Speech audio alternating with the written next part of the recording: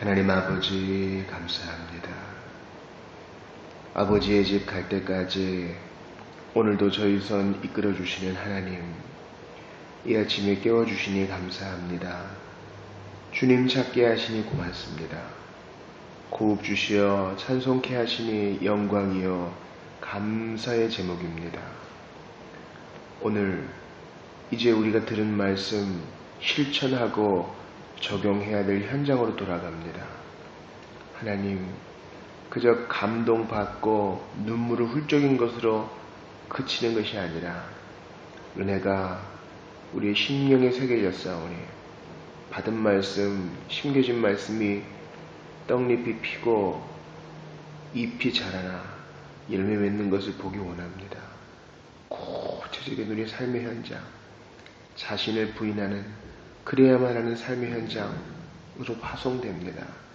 우리 모든 교우들 지켜주시고 순간순간 힘들 때마다 주시는 은혜를 상고하게 하시며 하나님을 부르게 하옵소서.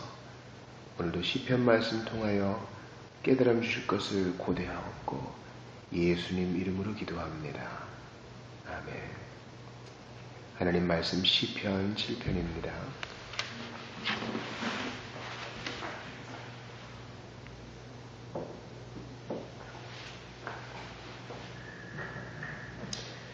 시편 7편 1절부터 끝절까지를 보겠습니다. 시편 7편입니다. 여호와 내 하나님이여, 내가 주께 피하오니 나를 쫓아오는 모든 자들에게서 나를 구원하여 내소서.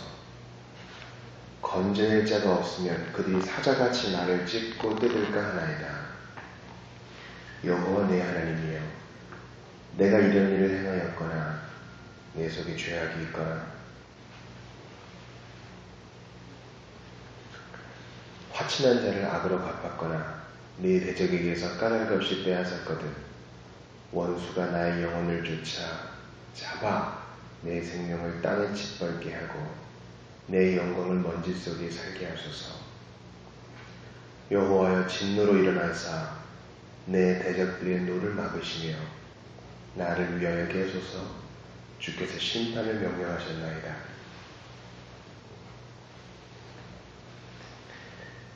민족들의 모임이 주를 두르게 하시고 그 위 높은 자리에 돌아오소서. 여호와께서 만민에게 심판을 행하시오니 여호와여, 나의 의와 나의 성실함을 따라 나를 심판하소서. 악인의 악을 끊고 의인을 세우소서. 의로우신 하나님이 사람의 마음과 양심을 감찰하시나이다. 악인의 악을 끊고 의인을 세우소서.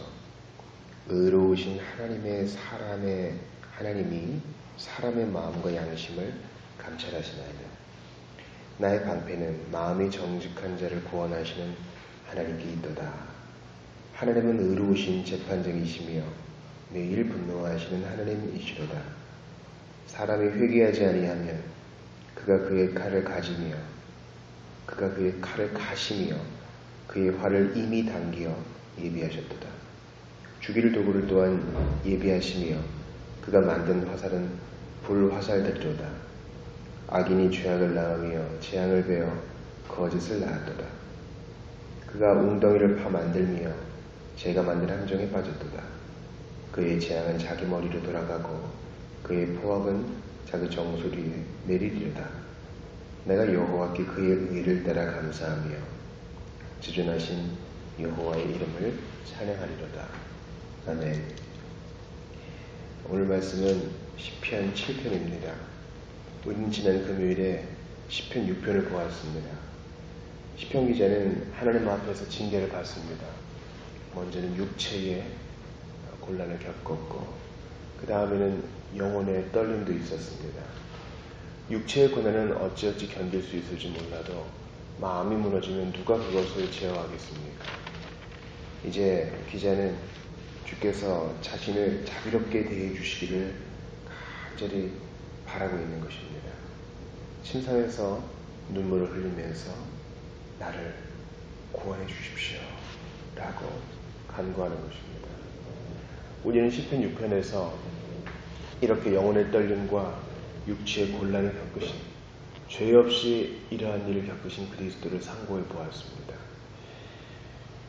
하나님께서는 신자의 기도에 응답하셔서 그를 곤란 중에 건져내십니다. 그러나 우리가 그렇게 기도 응답을 받을 때마다 2000년 전 갈보리 언덕 위에서는요, 그 기도가 응답되지 못한 한 사람이 있었다는 것을 기억해야 합니다. 그 영혼의 떨림과 그 육체의 아픔, 그리고 하나님 아버지를 바라보지 못한 이러한 단절 때문에 우리가 응답받을 수 있었고 우리가 용납될 수 있었다는 것을 기억해야 하는 것입니다. 오늘 시편 7편에서는요, 역시 다윗의 고난에 대한 내용입니다. 우리 표제어를 보니까 다윗의 시가연이라 베냐민인 구시의 말에 따라 여호와께 드린 노래다 이렇게 되어 있어요. 이 제목이 영감된 것은 아니지만 베냐민인 구시가 누군지도 잘 모르지만 다윗이 분명히 곤란 중에 있었다는 것은 분명합니다. 우리 사울이 베냐민 사람 아닙니까? 다윗이 베냐민 사람인 사울에게 고난을 많이 당했죠. 그렇죠? 또한 왕이 된 이후에도 또 사울의 가족들과 그 지파들에 의해서 또 곤란을 겪었던 것이 사실입니다. 그러니까 1절에 보세요. 나를 쫓아오는 모든 자들에게서 나를 구원하여 주십시오. 이렇게 말합니다. 그를 지금 어렵게 하는 자들이 한둘이 아닌 것이죠. 쫓아오는 자들이라고 되어 있죠. 2절도 보세요. 그들이 사자같이 나를 찢고 뜯을까 합니다. 사울만 보셔도 얼마나 많은 군대를 풀어서 다윗 한 사람을 쫓았습니까? 사람이 때로 덤빈다 그럴 때 보통 사람들이 농담할 때 17대 1로 싸웠냐 그렇게 물어보죠. 17명이 내게 던져도 이건 보통 일이 아니에요. 그죠? 그런데 1700명, 17,000명이 내게 온다면 이거는 쉬지 못할 노릇입니다. 이때 이제 다윗이 하나님께 요청한 것이 내 마음을 좀 살펴보십시오. 이렇게 말합니다. 3절 4절에 보니까 내 손에 죄악이 있거나 또 내가 까닭 없이 빼앗은 것 있거든. 저를 차라리 먼지 속에 살게 하십시오. 주님이 직접 심판하셔도 좋습니다. 그렇게 말해요. 그건 뭡니까? 나는 결백합니다. 하는 것입니다. 저는 우리 모두가 하나님 앞에서 좀 이렇게 고백할 수 있는 사람들이 되기를 원해요. 우리는 보통 사람이기 때문에 어쩔 수 없기 때문에 죄짓는 게 당연한 것처럼 우리는 얘기합니다. 우리의 본성이 그렇죠. 우리 본성이 우리 육신의 장막에 매여 있는 동안에는 여러 가지로 한계가 있고 넘어지는 게 사실이에요. 그런데 이게 너무 쉽게 핑계거리가 될 때가 있다는 사실입니다. 어떤 거리낌도 없이 웃으면서 그런 얘기 하는 것 저는 아주 어색해요. 너희가 아직 피 흘리기까지는 싸우지 않았다. 히브리 기자가 그랬죠. 히브리서 기자가 말한 것처럼 우리가 그 정도로 죄와 싸우고 있는가. 근데 다윗은요, 최소한 자기가 생각하기에 하느님 앞에 부끄러움이 지금 없다는 사실이에요. 이러한 양심의 결백, 우리 모두가 추구해야 하는 것입니다. 그도 사람이었은즉 이렇게 고백할 수 있었다면 우리도 할 수 있는 것이에요. 우리는 더 표준을 높게 잡아야 됩니다. 기준을 높게 잡아야 돼요. 그저 남들 정도는 안 했다가 우리의 만족이 아닙니다. 여러분 해가 비치는 날 방 안에서 이불을 한번 털어보세요. 먼지가 훨씬 잘 보이죠. 우리가 그리스도와 함께 할수록 우리의 죄악이 더욱 잘 관찰되는 것입니다. 그러므로 하나님 앞에 서면 설수록 더욱더 발버둥치며 죄를 끊어버리기 위해서 애써야 하는 것입니다. 이제 하나님 앞에서 자신의 마음을 비추어 본 다윗은 원수들을 심판해 주실 것을 주께 부탁합니다. 주여 나를 위하여 일어나 주십시오. 깨소서 말합니다. 진노로 일어나 달라고 부탁합니다. 또 7절에 보니까 그 위 높은 자리로 돌아오소서. 민족들을 심판해 달란 말입니다. 8절에 보니까 만민에게 심판을 행하시오니. 각자 그들이 손과 발로 행한 일에 따라 그들의 죄가를 보내주십시오. 부탁합니다. 여러분, 우리가 나라가 임하오시며 주기도문 배울 때 우리가 배운 거 기억하시죠? 먼저는 뭡니까? 먼저 내가 주의 말씀과 성령의 통치를 받고 또 교회가 보존되고 흥왕되며 마지막으로 어떤 악한 세력도 그들의 의논도 다 멸해달라는 간구가 나라의 임하오심에 들어있다 그랬어요. 바로 이것이 오늘 시편 본문에서 예증됩니다. 다윗이 원하는 그 공의, 나의 원통함을 풀어줄 뿐만 아니라 뭡니까? 만민에게 심판을 각각 알맞게 정확하게 주님의 공의대로 심판해달라는 것입니다. 우리 어제 성경 통독할 때 에볼라산에서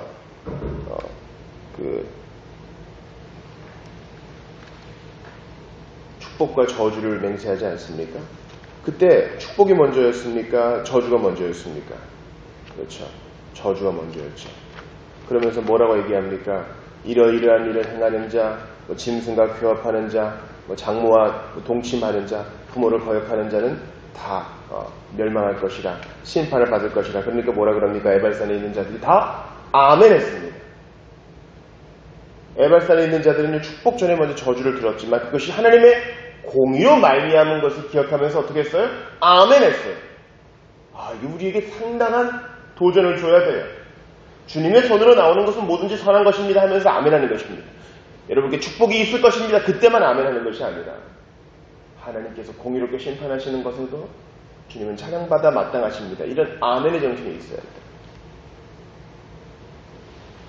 그러면서 다윗의 고백 10절을 보세요. 주님의 공의와 자신의 마음을 살펴주고 만민을 심판해달라는 이런 요청 다음에 그의 고백을 보세요. 10절 나의 방패는 마음이 정직한 자를 구원하시는 하나님께 있도다. 아멘. 나의 방패는, 이 방패는 그저 고대 군인들의 방패처럼 앞만 가리는 방패가 아니라 하나님의 방패는 앞뒤 좌우를 가려주는 방패라 그랬지요. 그런데 그 방패가 누구를 구원하셔요? 마음이 정직한 자.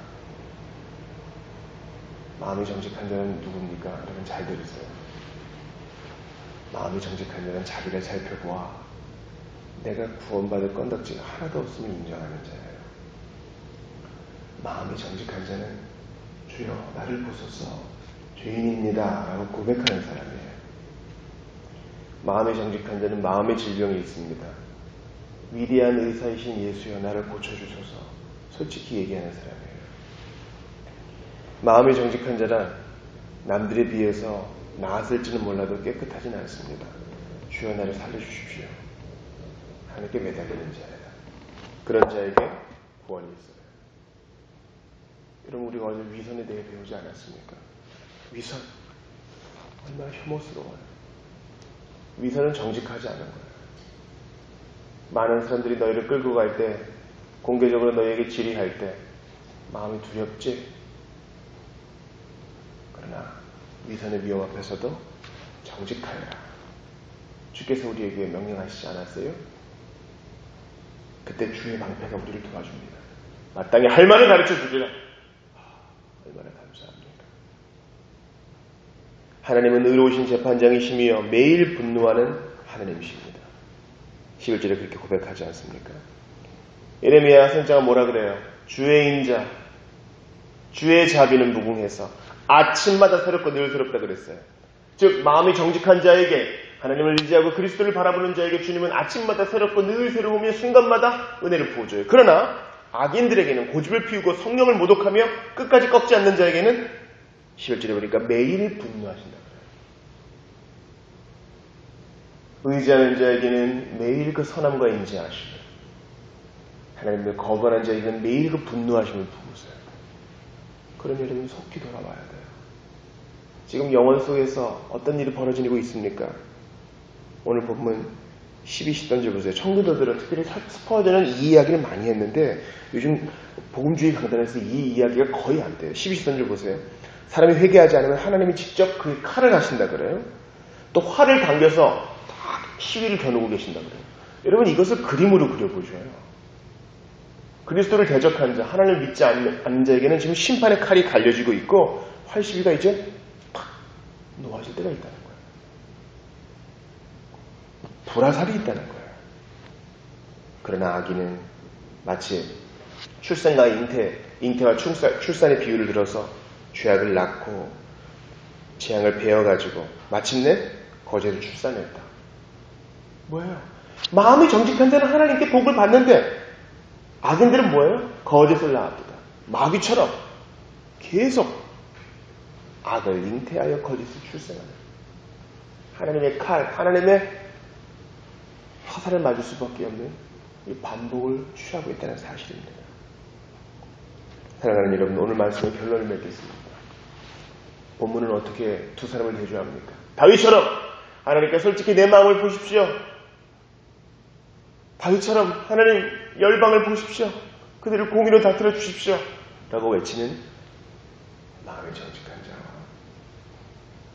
끊임없이 죄악을 낳고 거짓을 낳는 마음 정직하지 않은 악인들을 대조시켜요. 여러분, 우리가 뭔데 하나님 앞에 좀 제 마음을 좀 보세요. 저는 마음이 정직하오니 저에게 복을 주세요.